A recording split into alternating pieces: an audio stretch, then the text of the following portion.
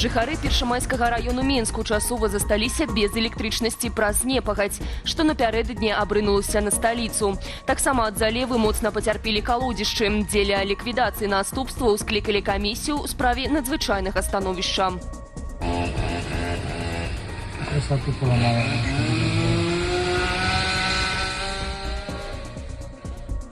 На месцы працуюць ратавальнікі, а таксама працаўнікі бараўлянскага лясгасу. Жыхары калодзішчаў паведамляюць пра паваленыя дрэвы, пашкоджаныя аўтамабілі і дамы.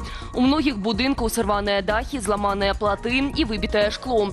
Тым часам у сталіцы моцнымі ападкамі затапіла шэраг вуліцаў. У тым ліку Зыбіцкую, Інтэрнацыянальную, Богдановіча, Казінца, Каліноўскага. Пацярпелі некаторыя будынкі. Гэтак у гіпермаркеце «Ігрэн» у Шабанах вадой заліла гандлёвыя залы. Праз залеву быў паралізаваны рух транспарту. Паводле Менск-трансу ў затрыманні закранулі не менш за 27 тралейбусных, аўтобусных і трамвайных маршрутаў.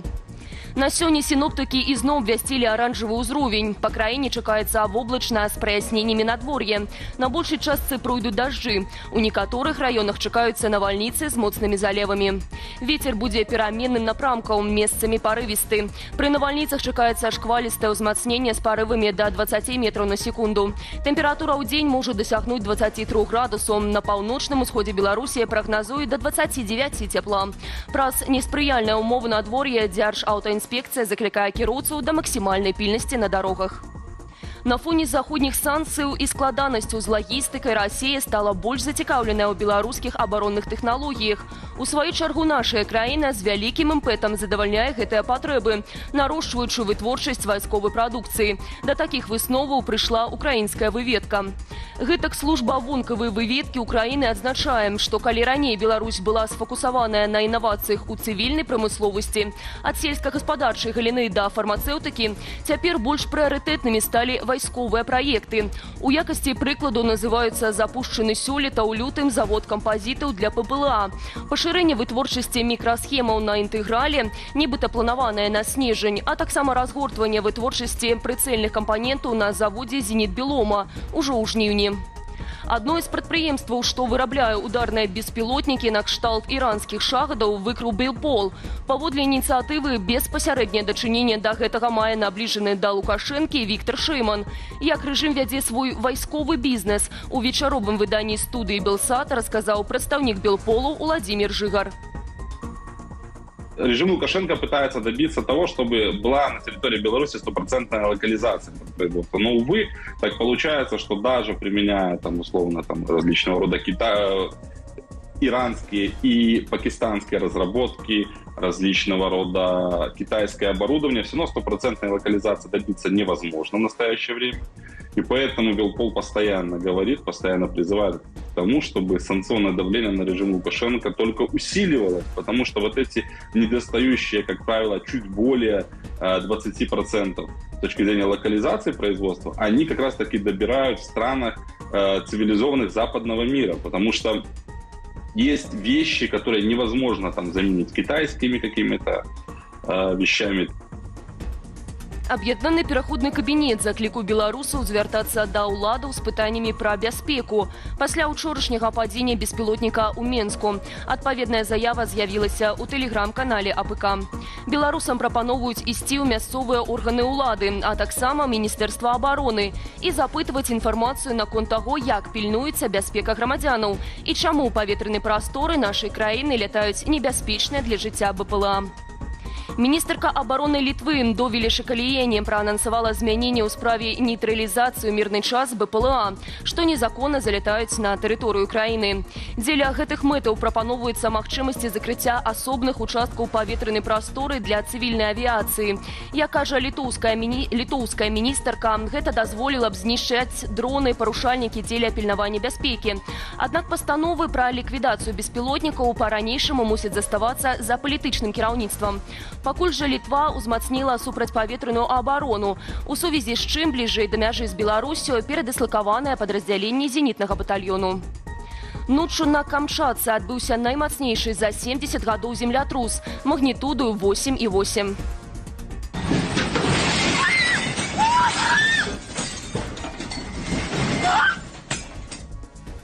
Штуршкі прывялі да нязначных разбурэнняў. Гэтак сцвярджае краявое ўпраўленне Міністэрства надзвычайнай сітуацыі ў Расіі. Паводле ведомства, у асноўным збудаванні вытрымалі. Толькі абрынулася сцяна дзіцячага садка, што быў на рамонце. Але абышлося без ахвяраў. Цяпер праводзіцца эвакуацыя насельніцтва. На ўсіх Курыльскіх астравах было абвешчанае папярэджанне наконт цунамі. У Лізаветінскім раёне Камчаткі зафіксавалі 4-метровую хвалю. Абрынулася цунамі і на ўзбярэжжа севера Курыльску. Пагрозу цунамі абвясцілі таксама ў ЗША і Японіі.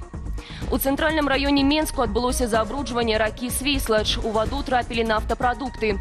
Пра выцек паведаміла Міністэрства прыродных рэсурсаў і навакольнага асяроддзя. Адзначаецца, што працаўнікі МНС аградзілі месца здарэння і адпампавалі забруджаную ваду.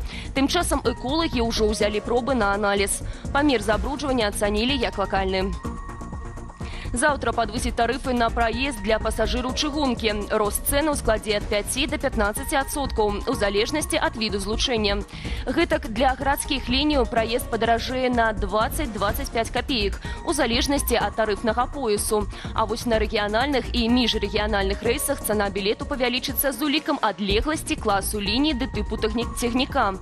Напрыклад, эканом-клас з Менску да Рудзенску будзе каштаваць на 25 копеек даражэй. А вось бізнес-класа сталіцы да Берасця удвая болей. Падвышэнні на міжрэгіянальных лініях складуць ад рубля да амаль 2. Апошняе такое падвышэнне тарыфу на перавоз пасажыраў было летась у красавіку. Быў бы тавар, а пакупнік знойдзецца. У Віцебску сілавікі ўрачыста адкрылі краму тавараў, зробленых вязнямі, у тым ліку палітычнымі.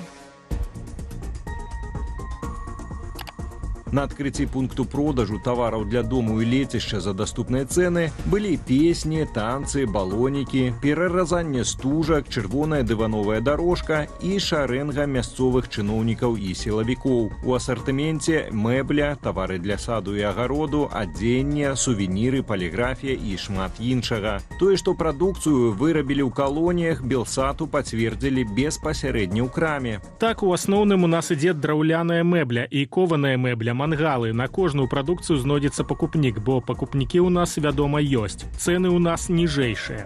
Дарэчы, гэта ўжо 15-я такая крама ў нашай краіне. Дык хто каго ўтрымлівае? Вязні дзяржаву ці дзяржава вязняў? Адказ шукайце на сайце belsat.eu.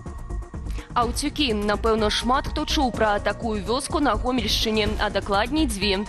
Там штогод ладзяць фестываль народнага гумару. Сёлета фэсту споўнілася 20 гадоў. І сярод іншага ён запомніўся гасцям рэкордным хот-догам. Як гэта выглядала, паказалі нашыя калегі з раніцы з Белсатам. Спачуваем, калі вы гледзіце, яшчэ не пад'еўшы. Давайте переносимся на вёску. Недавно пройшоў фестиваль народного гумору у вёсцы Аўцюкі у Калінкінскім раёне. Все гэта ведаюць, мы яго рэкламавалі, дарэчы. І там, от самае, што заўважнае, я паглядзеў, прадставілі рэкордную для Беларусі страву. Гэта гіганцкі, 3-метровый, не ведаю, як паказаць, хот-дог. Глядзіце самі. 3 метры ў вышыню? Не, у даўжыню, на жаль. ў даўжыню. Фастфуд амаль памерам шмат іксоў. Эль прыгатавалі ў калінкавіцкім мясакамбінаце. Там 3-метровая цельная сасіска, уявіце, кілаграмы гародніны, безліч соусаў і кетчупаў. Аснову пачалі гатаваць яшчэ з вечара, а на фестывалі толькі дадалі нейкія інгрэдыенты і паспрабавалі ўсе гэты фастфуд, хто захацеў. Гэта ўсе навіны на гэты час. Заклікаю вас ставіць падабайкі, пашыраць гэтае відэа. А таксама падпісвацца на нашы сацыяльныя сеткі, калі для вас гэта бяспечна. Поўны агляд падзею дня глядзіце ў вечаровым выданні аб'ектыву. Я на гэтым з вамі развітваюся. Беражыце сябе і заставайцеся з Белсатам.